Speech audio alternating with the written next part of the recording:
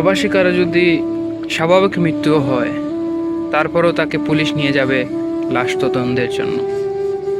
তার mobile, money bag, ঘড়ি সব কিছু নিয়ে নেবে তদন্ত করার জন্য। ওদিকে মোবাইল ফোন বন্ধ পেয়ে পরিবার আহাজারি করবে।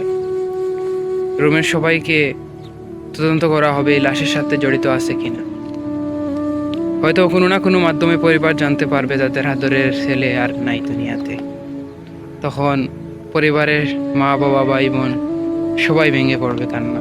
এদিকে লাশ হস্তান্তর করার প্রতিক্রিয়া শেষ হলে লাশকে কফিনে ভরা হবে।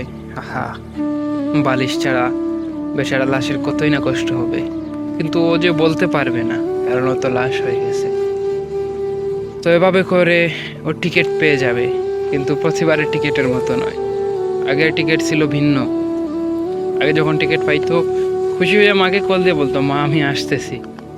বাবাকে বলতো, বাবা আমি আসতেছি, তোমার জন্য কি লাগবে। এবার যে কিছুই বলতে পারবে না।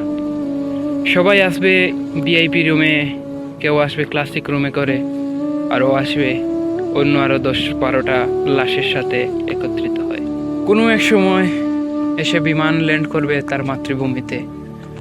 একই বিমানে থাকা লোকদের আত্মীয় স্বজনরা আনন্দে মেতে উঠবে।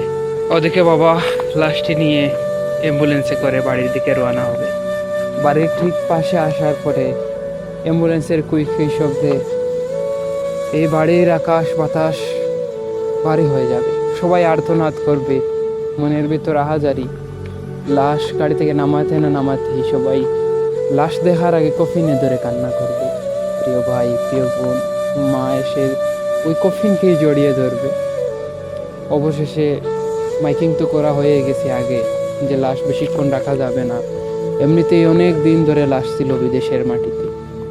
মা শেষবারের মতো তার ছেলের মুখটা মুছে দেবে। ছেলে হয়তো বলতে চাইবে, মা তুমি কান্না করো না, কিন্তু কি আর করার।